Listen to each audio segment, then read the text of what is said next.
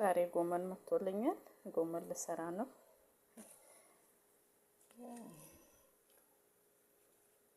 በጣም ንጹህ ጎመን ነው። በጣም ነው የሚያምረው።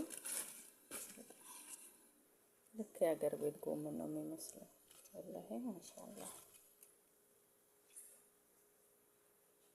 የሀገር ቤት ጎመን ነው የሚመስለው። ኦፕስ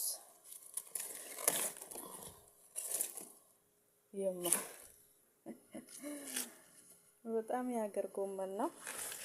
ኢንሻአላህ ከሰራሁት በኋላ ደግሞ አፖስትላችኋለሁ።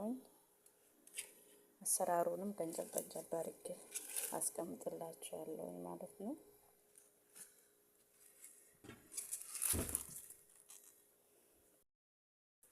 በዚሁ ደግሞ እሸት ልናፍቃችሁ አሳያችሁ ብዬ ነው።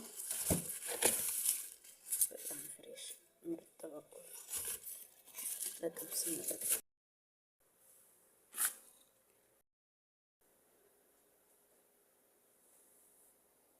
ብዙ እቃ ነበር የመጣው ዛሬ።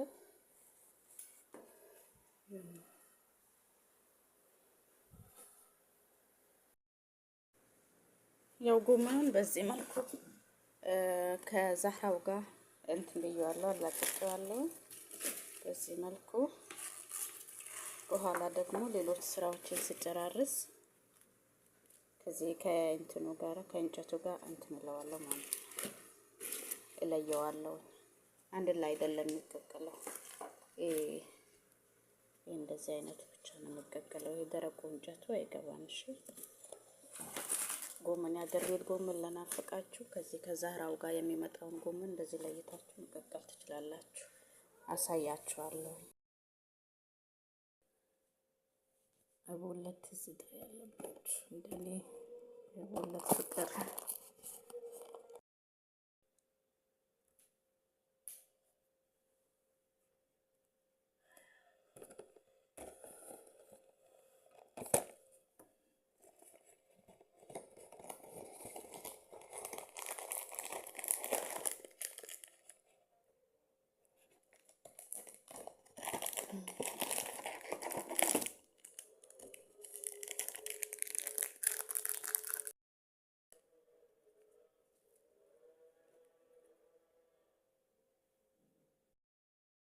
ሰላም እንዴት ናችሁ? ትላንትና ማታ ምናልባት የሀበሻ ጎመን የናፈቃችሁ ካላችሁ ብዬ የጀመርኩት ቪዲዮ ነበረ። በዚህ ሁኔታ በደንብ አድርጌ አጥቤዋለሁ። ትንሽ ከለሩ ቀየር ያለው ደግሞ ለቅሜ አውጥቼዋለሁ ማለት ነው። እንደዚህ ከለሩን የቀየረው ወደ ቢጫነት ምናምን ተቀየረ ካለ ለቅማችሁ አውጡት። በኋላ ጣዕሙ ጥሩ ላይሆን ስለሚችል በመሃል የተበላሸ ካለበት ለቅማችሁ አውጡት ማለት ነው። እንደዚህ ካጠባችሁት በኋላ እዚህ ጋር ድስት አዘጋጅቼለታለሁ። ወደዛ አደርገዋለሁ ማለት ነው። ያው ጎመኔን በዚህ ሁኔታ አድርጌዋለሁ። ከዛ ነው ትንሽ ውሃ ነው ጠብ ያረኩበትና ፌስታል እንደዚህ በደንብ ከድነዋለሁ። በደንብ እንዲበስል ቶሎ እንዲበስልም ይረዳዋል።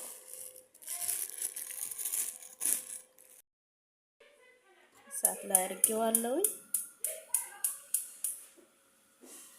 መካከለኛ እሳት ላይ አድርጌዋለሁ።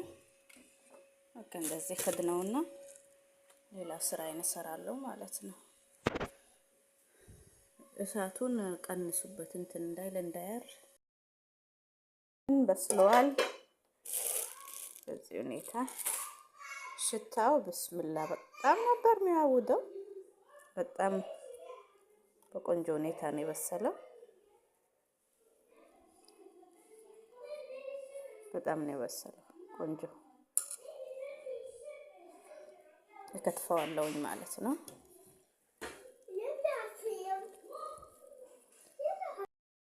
በዚህ ሁኔታ ከትፌ አዘጋጅቼዋለሁ። በጣም አላደቀኩትም። እንደዚህ የሆነ ነው ለኔ የሚመችኝ። በተለያዩ ነገሮች ለመብላት እንዲመች በዳቦ በእንጀራ። እንደአጋጣሚ ጓደኛ የመታ ነበረ ቆጮ ምናምን እያለችኝ ነበር። ያው ኬት ይገኛል እና ያው ይሄን ነው የሚመስለው። በኋላ ደግሞ በቃሪያ በሽንኩርት በሌሎችም ነገሮች አዘጋጅቼ ያሳያችኋለሁ መጨረሻ ላይ ማለት ነው። እሺ ያው ሰው ባለው ነው እንትን ምንድነው እንጀራ ስለሌለ ያው በዚህ በኩል እንትኑ ኹቡዝ አስመር የሚባለውን ማለት ነው። ይሄንን እሱን እንትን ብለናል አዘጋጅተናል እንደዚህ። ከዛን ጎመናችንን ደግሞ ጎመናችን ያው በዚህ ሁኔታ ተስተካክሏል። በጣም ነው የሚያምረው ሽታው ምኑ ብስሚላህ። በዚህ ሁኔታ አዘጋጅተናል። ከዛን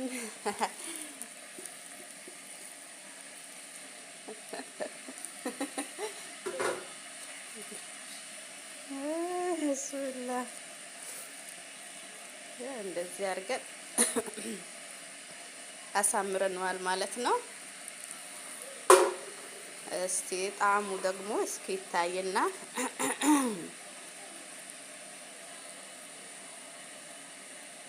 ጣዕሙ ይታይና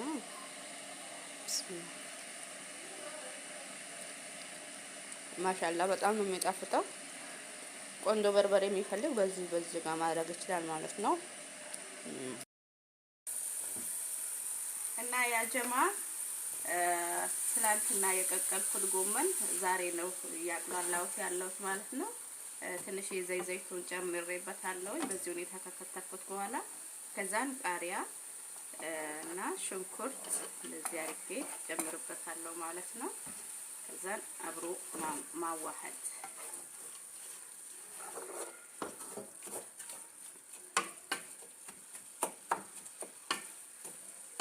ሽታው ምናምን ከለሩ ትክክለኛ ያበሻ ጎመን ነው የሚመስለው ማለት ነው። ያው ጣዕሙን እንግዲህ እንደምታውቁት ነው። ከዛን ጨው ትንሽ ጨው ጨምራለሁ።